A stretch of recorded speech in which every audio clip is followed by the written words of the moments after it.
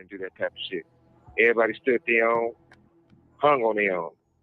And, I could see his bitterness because, they lived in a garage with no running water on drugs.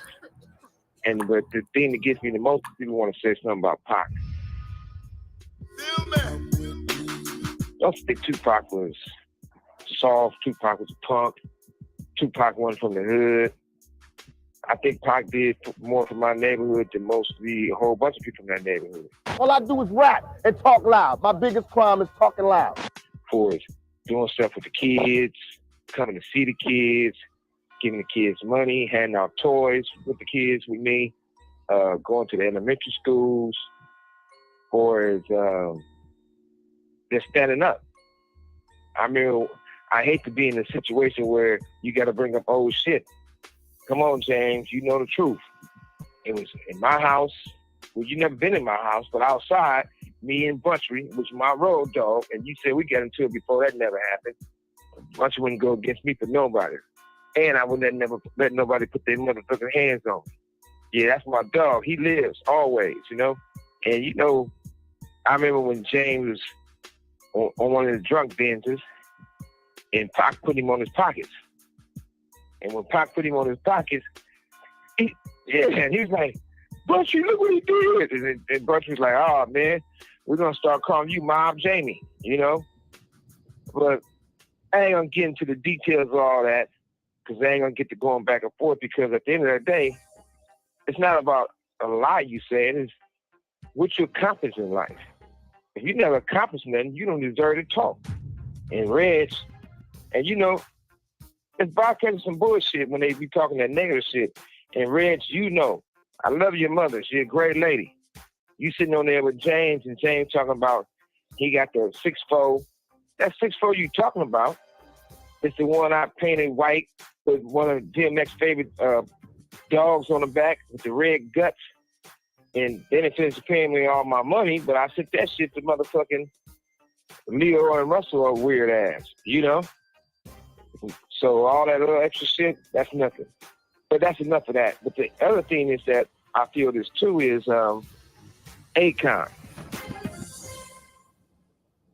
Look here, boy. Let me explain this to you.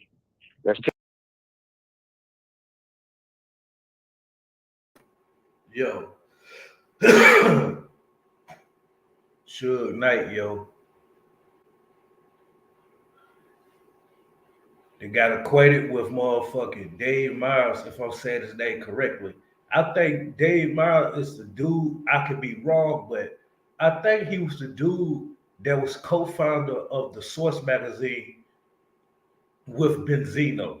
If I'm correct, I may be wrong, so don't quote me on this.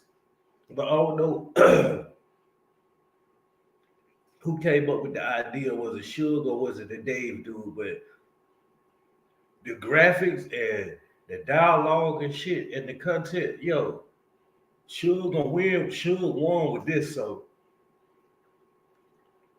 it's basically giving you traction while you are not out here free. You get what I'm saying? So whenever you do touchdown, you're gonna have a following and traction, new following and traction, not off of the old persona and image that people look at you as, like a threat or everything bad came with your name and shit. But Suge Knight is making calls from jail, from California prison. Y'all know he's serving a 28-year sentence. So he's on a phone call with Dave and shit. And that's how they do their little podcast or whatever you want to call this thing.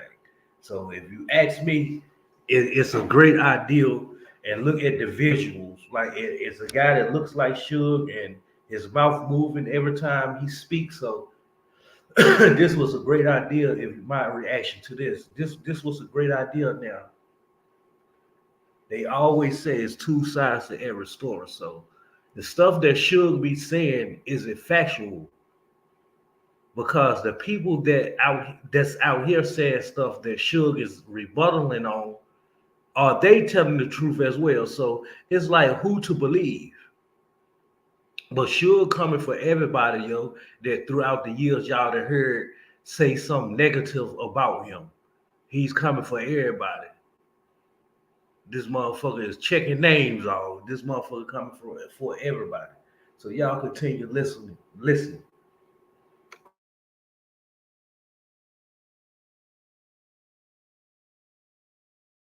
Tell the truth. Now, were you there when it happened? I was there on all 4 approaches. So you're saying Suge approached you 3 other times? Oh yeah, me and Suge we was always going back and forth. Always. Over what? Recordings just got better.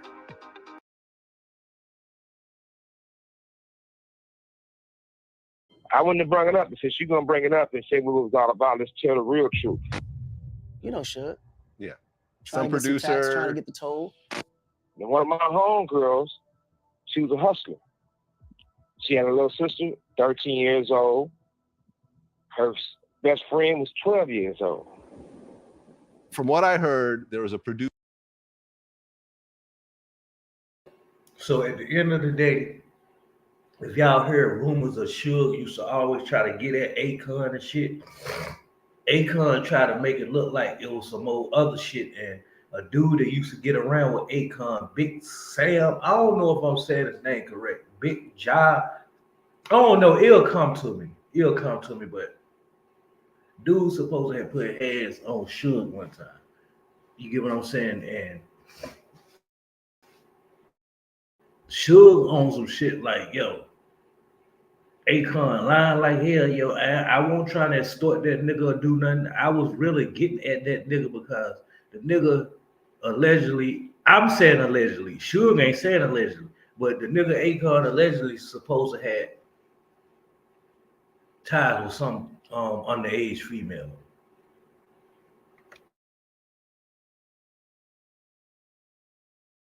Get there, I get there. My company, Fifth Amendment Entertainment, paid for his mother's funeral, which is me. But at the end of the day, don't sit there and lie and say I wrote up off some other for the yard and I couldn't be on the line. That ain't true. Motherfucker check my C files, anything and everything about me. One thing about it, my being a high notoriety and high profile person, it seems they put certain people on certain yards. It's actually easier on the line for me than being on this yard. I refused when I first got here, so I was in a hole. But I'm not gonna stay in a hole when you locked up 23 hours a day. You can't get no radio, can't have no TV, can't have no fan, can't have no hot pot, can't get no taxes, you only can spend a little money on canteen, can't really get canteen. Well, I want to torture my motherfucking self every day for, which I had nothing to prove. And you want to be this big bad motherfucking pound on your chest? One of your homeboys on the same yard. At the same time, he had to get lifted in a helicopter. He got stabbed too many times. He damn near died. Still ain't the same. But it's not here or there pointing the finger at motherfuckers. I think the most important thing that we all need to understand is that if you got a platform to speak on something, either we can do some good and help each other, or we can keep the motherfucking bottom of the barrel. I came from where it started from day one, where it was hard to be in this industry. Where it was to the point where I'm the first one told people about your masters. When I was telling people about masters, they said, what is that? I ain't no slave. People didn't even know what it was to own your masters too. I made sure I owned my masters. At the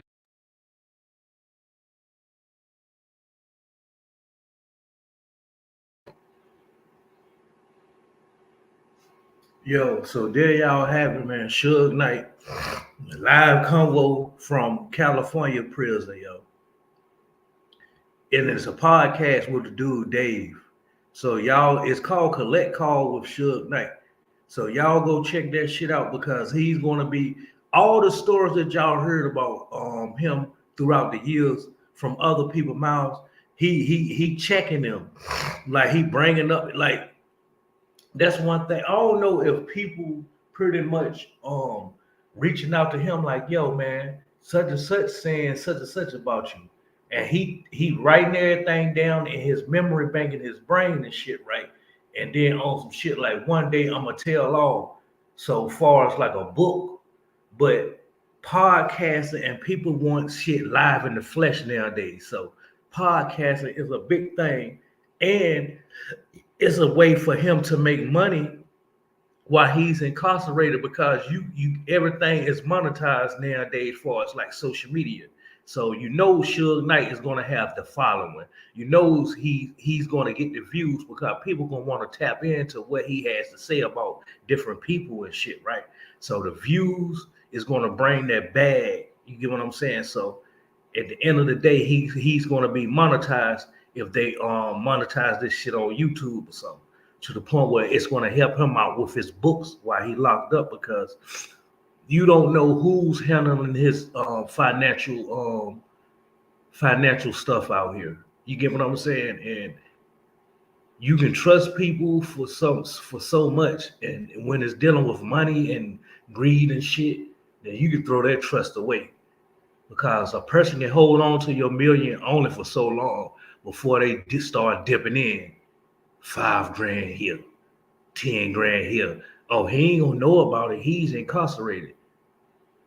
So the day that he asks for a certain amount and I know I ain't gonna have it, will be the day that I deal with it. You get what I'm saying? So it's hard to say who Suge got on his back out here helping him. But all I know is that I don't know who else done this shit. Like making a podcast off a collect call. You get what I'm saying? And then how long is the phone calls? How many minutes do you get? Because when I was in prison, I think we only got 15 minutes. But when the phone went out, the inmate that you are speaking with has 1 minute remaining. So, you just pretty much, the people on the other end pretty much do the countdown. From there, just continue talking to you until the phone go out.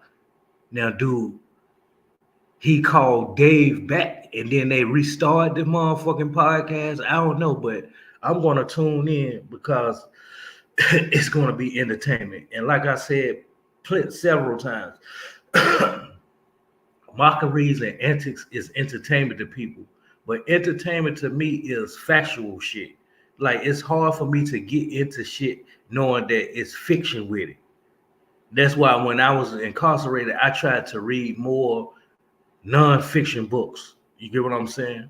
So people tend to cling towards fictional stuff for entertainment, but it's more entertaining and enthusing and intriguing to know a person's story and identity is based off of authentic shit. You get what I'm saying? Like, ain't nobody just doing shit just because it's, all right, let me concoct a story or let me concoct this scenario and it's going to be entertainment for people. No. So if this shit is, at the end of the day, I'm going to summarize this up. If this shit is factual, what Suge is bringing to the table with this podcast, then I consider that shit entertainment for me. The stories that y'all hear from him is going to be, wow. It's going to be entertainment to y'all because the way he's telling it. But I told y'all entertainment hit different for me. I can't consider something entertaining if it's fiction with it. You get what I'm saying?